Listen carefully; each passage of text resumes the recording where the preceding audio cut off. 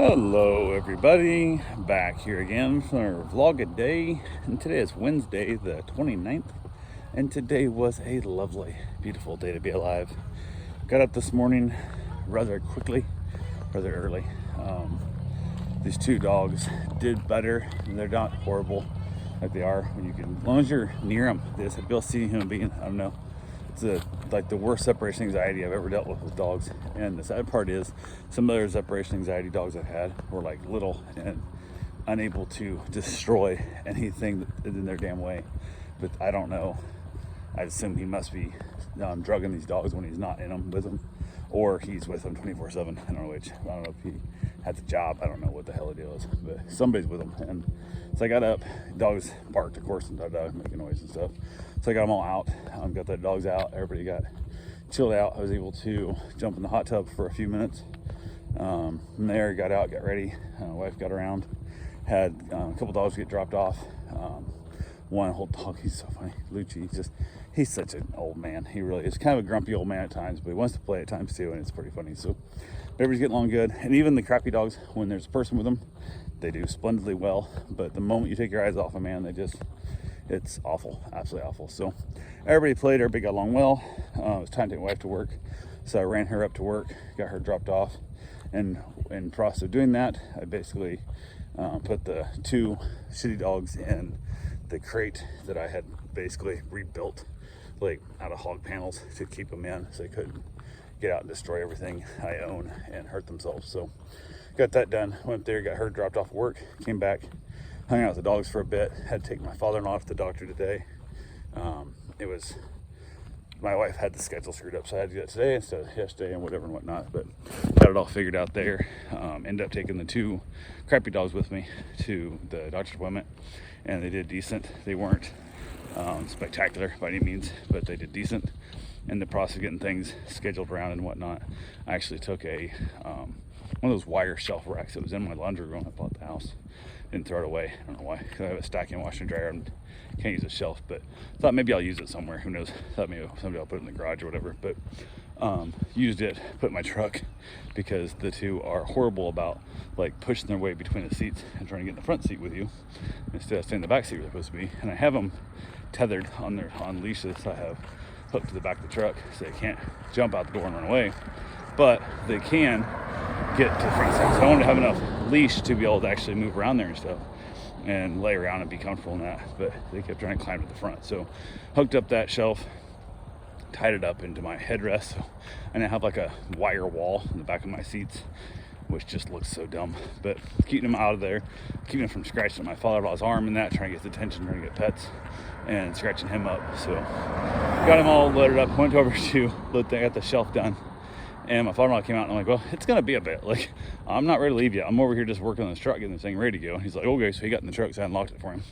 He sat in the truck for like 12 minutes while I was waiting for everything else had to get done inside. So got it all wrapped up, put the dogs on leashes, headed them over there, and they do not behave well on leashes and stuff, to the point when the guy's brought them the 2 times he's been here for meet and greet and then for the drop-off, he carried them into my house from his truck because, 1, he didn't have collars and leashes on at all, and 2, apparently he knows how bad they suck on leash. I don't know. It's been a trying time for me. I've never second guessed my choices in this career as much as I have with these two dogs, just because everything seemed good. My brain, I've had other dogs that, like, I've had dogs bite me. I had to go to the ER and stuff that I knew were on the edge of being crappy, but I missed every sign. And that kid straight up lied to me. And he's in his 20s, but he straight up lied to me. That question I asked, I didn't realize he was lying to me, and damn, it screwed me up. So it's been really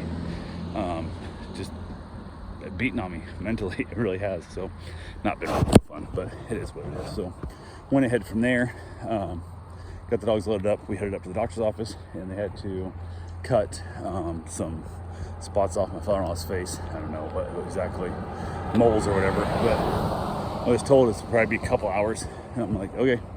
So I dropped him off, and the weather's nice enough. I can the windows down, no big deal. But I thought, I'm going to drive around. I looked on the map, just kind of looking for space. I can't go inside anywhere because I'm not taking these dogs like into Lowe's or Home Depot or nothing, because they are awful. And I can't leave them in the truck because they will literally destroy my truck if I'm not there. So whatever I do, I have to be able to do it with him. So I saw a little park. So I'll go look see the park is. It's just baseball fields and like soccer fields and stuff. It's not really a park. It's just a sports complex and nothing there. So I thought maybe there'd be a cute little scenery or something, but nope. So I said hell with it and just said, I'm just gonna go back, wait in the doctor's office parking lot and wait for him to get done. So I go there and stuff. I had lit myself up a cigar and I was sitting there. I don't know, it wasn't that long at all. It was hardly no time. Luckily I was back already because I thought about going out farther out.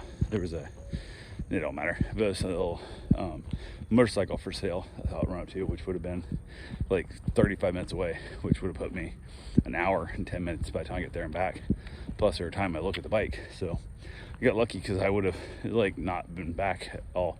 He had to wait for me, which wouldn't have been in the world. He could have sat in the waiting room and waited for me, or even sit outside and enjoyed the beautiful weather. But he texted me and said he was done. I said, well, I'm right out front, so come on out. So he got out of there. We chatted and talked and stuff. We had actually a really good conversation about years ago and how different situations. The other day when I was taking him, my wife, taking him to the doctor, and I was driving, I kind of whipped around a couple corners kind of quick, just having a little bit of fun. And he made the kind of backhanded remark about if he had done that, I would have been pissed off at him and I would have got into his case. I go, well, no, I wouldn't have, because I defended you the way you drove before when it wasn't tailgating. It was the tailgating you had a problem with. And also, your daughter was freaked out and stressed out by you in the mountains on roads you've never been on before, or haven't. You go on once a year, every year for however long. You don't remember these roads that well and whatnot. So that's why we had it. Plus, the only reason we're on that trip was the fact that you didn't feel comfortable driving all the way to the mountains by yourself, all the way to North Carolina, and you wanted somebody with you because you didn't feel completely confident in your driving ability to drive up there and back 100% alone. So that's why we were there. And then you choose to drive like an asshole and whatnot. So we had a nice long conversation about that, and we touched base on it again today pretty deeply. And I explained to him what happened that day when he was driving like a dickhead, and my wife was being stressed out by it at the time. It was not my wife, just a woman I was dating for a very short term at that point in our life, and getting to know each other. It was earlier on in our relationship, and she was getting stressed out by his driving, and she asked me, hey, am I being a dickhead here? And my dad driving like an asshole. I'm like, you're kind of being a little bit of a dickhead. Like, because she texted me and I said, I'd leave him alone. We're not a Grand Canyon type scenario where if he slides off the road, we're going to fall to our death. Most likely, if he slides off the road, we're going to slide down 8 feet, hit a tree, pop a couple airbags, and we're going to have some bruises on our ribs from our seatbelts, and we're going to get a tow out and have to go buy a new car because we most likely the car be totaled and whatever. And then let him drive fun, have fun. And it's just like, okay, you sure? And I said, I do not see a problem with his driving right now because we're not in a situation. He's not driving fast enough that I feel we're going to die. We may get in a wreck. That's a way different world. Wrecks and dying are completely different things. She said, okay. So she stopped stressing about it. She still kept stressing, I guess, but stopped complaining about it. So that was fine. And then it started raining, and then he was still driving spiritedly and kind of like an asshole, which, again, we didn't say shit because she kind of questioned it, and I said, leave him alone. She's having fun. Again, same thing. We might wreck up a car, but we shouldn't be hurt, severely. No big deal. She goes, okay, because all the roads he was driving like a dickhead on were super tight, windy mountain roads, and he wasn't going that fast. Like, top speed might have been 45. Like, he wasn't screaming. And worst case scenario, again, popped some airbags and we're good. And then we're sitting there stuff, and then came up on a car, and he's tailgating this car. And it is stressing my wife out. She has a couple things she does when she gets really stressed. I'm watching her do this, and it's bugging her bad. And then she texts me this, which I said, absolutely, this is too much. So I asked the question of, hey, how you're tailgating that car in front of you and stuff, are you enjoying that? Like, does that seem part of your thrill to see how close you can get to that car without hitting them? Is that part of your game as opposed to laying back and letting the car get ahead of you, which I'd said ironically yesterday in the car ride when I was there inside, to let that Nissan get way ahead of me because I knew he would go fast in the straights, but he'd slow down the corners, and I wanted to go fast in the corners, and I don't care about the straights because you're never gonna go fast on the straight to have fun, but you can't have fun in the corners. So I made that remark yesterday, and I was kind of hinting to him the same thing. Back off, just drive 5 mile an hour for 1 minute, let that car get way ahead of you, drive spiritedly again, and then when you catch them, slow down, drive 5 mile an hour again, let them get ahead of you again, drive spiritedly again, stop tailgating. But I asked, hey, are you enjoying driving close to that car? Are you enjoying seeing how close you can get to them? And are you trying to scare them? Is that part of your game? Do you enjoy this stuff? He goes, no, I want to get out of my way so I can go faster. And I go, so tailgating in that car is giving you no extra benefit to this driving. And he goes, no. And yelled, then fucking stop doing it because you're freaking your daughter out. And he got all pissed off and blah, blah, whatever. And basically threatened to leave us on those other roads is how he remembers it. And at the time, I told him, and you can ask Karen, the same thing. He thought he threatened to leave us on the side of the road if I yelled at him again. Is not what all happened, because I would have been out of the car at that moment. I told him if he cannot honor her wishes, he can pull the fuck over and we'll walk home, including meeting back to Florida from North Carolina. Like, I'll walk to the mountains, we'll go buy a car, and then we'll head home, and he'll have to get his own way back. So that was the thing. So he had a lot of, I didn't realize how big an asshole I was. I said, well, from what I've been told, you've been that way your whole life. You're a spoiled little brat who, the moment something you didn't like, somebody said, you would just storm off. Just like that trip, you also left us at a Chinese buffet restaurant in the city that we had no way of getting back to the cabin because you just up and left us because you were mad about some other shit earlier in the day. And he goes, what? And I go, yeah, Barbara was there, but she'd bought a bunch of stuff and it took us 15 minutes to reorganize all of her junk in the car. So Karen had enough room in the car to sit on my lap to ride back out to the timeshare. You left us at a restaurant in North Carolina. And I knew at that moment I would never be anywhere with you again where I don't have the keys to the car and the sole person or my own car, or I'm in 100% control of the keys. I'll never be left at your whim again. It'll never happen. And that was our first time we ever spent any time together.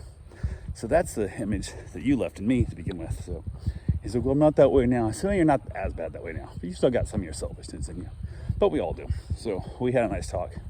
Worked out pretty well. And he's doing a lot of soul searching. I think he realizes he's getting old. I think he's trying to make amends because he knows he's going to be dead soon and all that good fun stuff. And I also think he's finally realizing that he now is never going to be allowed to drive again. And he's kind of stuck in that process of he doesn't have any power anymore because he can't. I guess theoretically he could tell us to go fuck off and he could then, move out of my house and try and rent a place and go his own car and go completely against our wishes. But he doesn't have the ability to care for himself without our help. And without our help, he's kind of back in assisted living, and he definitely does not want to do that. So he's trying to make up for it. He's doing a lot of soul searching, I think, in that process. And it's good for him. And I said, the one thing is, I'm never going to let you, I'm never going to let that shit just continue because I'm not letting you do that to your daughter and whatnot. So, but he had a good conversation. It was fun. It was interesting. And it's all good. So, but yeah, went ahead and from that, got back to the house, dropped him off, got the dogs there. We all played. We all had a good time. Gave back the little old dog. They asked if they could watch him tomorrow. I said, absolutely, I can do that. So reached out to them. Had another client that had a meet and greet that was supposed to be yesterday. I got pushed back to today. So, which I had it set up for like 5:30 because I figured I'd pick my wife up at 5, bring her home. She could stay outside with the crazy dogs and kind of watch them, keep them quiet, and then that way keep them eating my shit. And that way I can have a meet and greet. We can go from there. And she tells me she wants to work late, and I pick her up after meet and greet. And I'm like, son of a bitch. Goddamn, if I'd known I wouldn't have had that, but it doesn't matter. So I made it work. Got here, went ahead and got my run in, got myself a shower, and got back to the house. Texted the people with the dog and said, hey, I'm actually done with my stuff early. If you want to head over right now, give me an ETA. We'll get this wrapped up a little sooner. And they said, absolutely fine. They headed over their dog. Dog was super cool, chill, real easy going dog. Meet and greet went fine. My mom actually went outside with the dogs and basically stood there and watched them, keep them tearing up stuff, basically what she did. So she stood outside and watched the dogs. They didn't tear up things, which is not how life should be. I should not have to watch a dog legitimately 24 hours a day. I should not have a human being next to these dogs keeping from tearing up my shit or hurting themselves. And that's what happened with this one. So yay, all kinds of fun. So we got that done. Meet and greet went fine. Went and picked up my wife. Text her and asked what time she wanted to be picked up. She said she's waiting for my whatever to get done. I'm like, oh, okay. I'm just waiting for you to respond, kind of thing. Because I was kind of running my meet and greet a little bit longer than I normally would have, because we were having a fun conversation and chatting and having a good time. But I hadn't heard from my wife to go get her because it was going to be kind of my cutoff point of like, hey, my wife's already done at work and I got to go pick her up. So it's kind of where we've been, but it didn't happen. So got the dogs all situated again. And then I headed up, picked up my wife, came back home. I ended up having leftover spaghetti. She had like chicken burrito thing or something out of the freezer. And then I don't know what mom had because she ate before we got that done. So from there, headed back outside, watched the dogs, just kind of chilled out there, and then eventually got everybody put away. with the new dog. Charlie in the bedroom, my wife slept in there, and he did really good. He's such a good dog, and they play with the dogs and stuff. I think everything was good there too. So, and the two dogs slept out in the living room with me in their crates, and actually not their crate, my crate. I had to rebuild that Franken crate. So, but they slept in that and did pretty good for the most part until Mom made noise, and of course they bark and scare the shit out of me. So, kind of is what it is. But anyway, that's all I got for right now. I will talk to you guys tomorrow. Have yourself a safe, wonderful day. Thanks for watching.